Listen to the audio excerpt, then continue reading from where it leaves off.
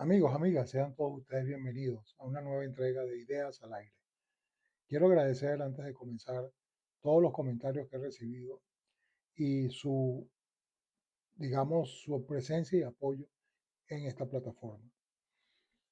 Bien, desde hace un tiempo he venido pensando en este tema que hoy les traigo y que les quiero exponer y que he llamado silencio cómplice. El mundo abraza a los dictadores.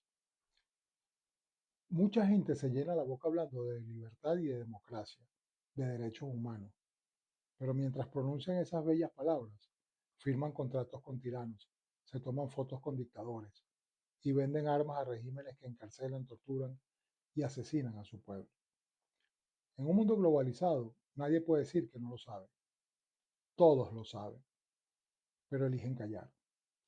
Hoy no hablaremos de los dictadores, hablaremos de quienes los sostienen, de quienes le aplauden y los legitiman.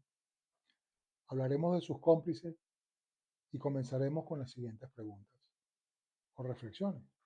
¿Dónde está la coherencia mundial? ¿Dónde está la ética internacional? El primer, bloque del cual estaremos haciendo mención son los negocios con sangre.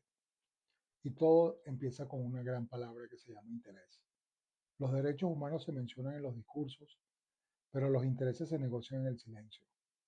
Como ejemplo, Arabia Saudita, un país donde las mujeres, si acaso, pueden decidir su destino, donde se castiga la disidencia con prisión o muerte, una disidencia que en realidad no existe. En el 2018, como ejemplo, el periodista Jamal Khashoggi fue asesinado y descuartizado en uno de sus consulados. El mundo se escandalizó por unos días, luego todo volvió a la normalidad. Occidente condenó el crimen, pero siguió firmando contratos millonarios para ventas de armas, contratos petroleros, etc. China no podía faltar en esta ensalada. En este país, millones son vigilados, adoctrinados o recluidos en cárceles. En Hong Kong, la libertad se extinguió y en todo el país la censura es ley. Sin embargo, en el mundo aplaude su crecimiento y las empresas multiplican sus fábricas en el territorio chino. ¿Quién se atreve a señalar al gigante asiático cuando de él dependen muchas economías globales?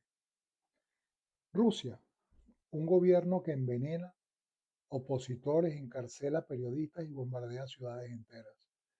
Cuando invadió Ucrania, muchos prometieron sanciones duras, pero cientos de empresas occidentales siguieron operando allí. El negocio es más fuerte que la moral. Irán, que está muy de moda en los actuales momentos. La ONU denunció por ahí, por los lados del 2011, asesinato de más de 600 personas. ¿Ok? Las ejecuciones más notorias fue la de la joven Gina Masha Amini.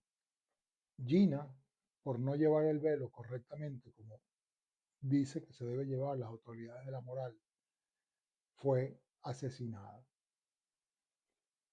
Lapidaciones, torturas, etcétera. Lo más reciente es que los manifestantes contra el régimen que se suscita en este momento, a esta hora en Irán, ya van más de 1.000 muertos y la cuenta sigue. América Latina, llegamos a nuestro continente. Tres actores principales, tres actores que no podían dejar de participar en esta novela. Cuba, Venezuela y Nicaragua. La represión se ha institucionalizado en esos países. Hay presos políticos, tortura y exilio forzado. Aún así, estos gobiernos tienen aliados y defensores. En foros internacionales algunos prefieren hablar de soberanía antes que de derechos humanos. Cuando el dinero manda, los derechos humanos sobran y el mundo lo sabe. Perdón. Dicen que existen instituciones para protegernos, como es el caso de la ONU, la Unión Europea, la Corte Penal Internacional, la OEA. Pero ¿de qué sirve un guardián si teme alzar su voz? La ONU nació tras los horrores de la Segunda Guerra Mundial, con el fin de pacificar el mundo y de mantener una relación y un diálogo para no llegar a esos extremos nuevamente. pero ella misma, su estructura, es su propia trampa. El Consejo de Seguridad está dominado por 5 naciones, con derecho a veto, que son Rusia, China, Estados Unidos, Reino Unido y Francia. Siria, Ruanda, Irán, Cuba, Nigeria, Ucrania y Venezuela, entre otros tantos, tragedias que esperaron ayuda y que nunca llegó. Cuando los verdugos se sientan en la mesa del juez, no hay justicia posible. La Unión Europea, vamos ahora en detalle. Habla de democracia y derechos humanos, pero negocia gas con Azerbaiyán, petróleo con Libia, inversiones turísticas en Cuba y acuerdos migratorios con gobiernos que encarcelan a sus propios ciudadanos. Mientras predica principios, externaliza fronteras y compra de silencio. La OEA, ¿por qué nunca pudo aplicar la Carta Democrática en Venezuela? A pesar de todas las evidencias que fueron a aterrizar allí. Bueno, muy sencillo. Los intereses económicos e ideológicos de algunos países miembros se pusieron o se impusieron sobre esto. Valientes como el embajador Washington Abdallah alzaron su voz, pero de nada sirvió ante la actitud cómplice de muchos que forman parte de esta institución. La Corte Penal Internacional fue un sueño de justicia universal, pero en la práctica solo ha jugado a quienes le interesa. La justicia internacional no es ciega, solamente mira para donde más le conviene. Sobre la conciencia del fiscal Karim Khan recaerán los crímenes de lesa humanidad cometidos en Venezuela. La ONU habla, pero no actúa. La Unión Europea se indigna, pero comercia.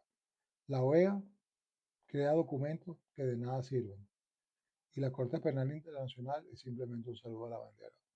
Y mientras tanto, las víctimas siguen gritando al vacío. ¿Será que por esto deben de tomarse acciones como la de Estados Unidos en Venezuela? ¿Es este el nuevo orden mundial ante el desorden existente?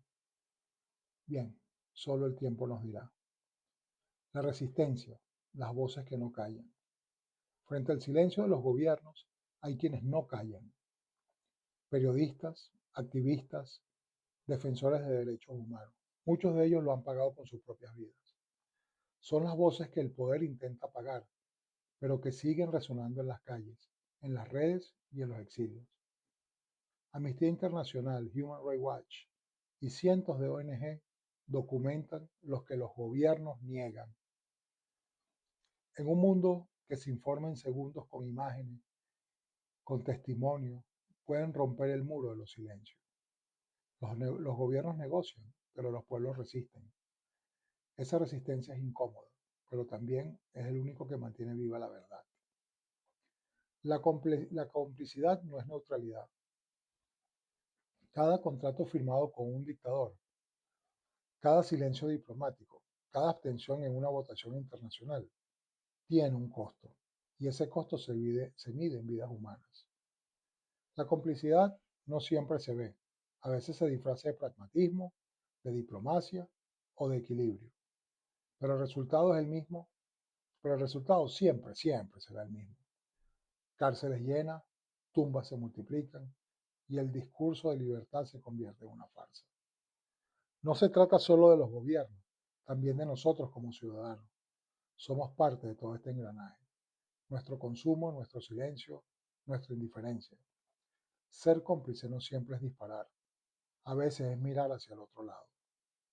El mundo necesita menos discurso y más coherencia, porque mientras los poderosos se dan la mano, los pueblos siguen sangrando. ¿De qué sirven tantas cumbres, tantas reuniones, tantas firmas de convenios, tantos viajes, si el resultado final es mantener el status quo? ¿Será que países como Estados Unidos comienzan a tomar la iniciativa de separarse de 66 instituciones multilaterales?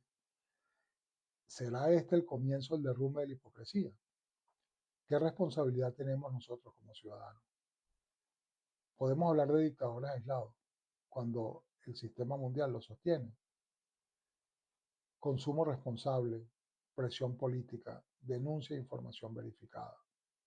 Y ya para cerrar, el silencio internacional no es neutralidad, es complicidad.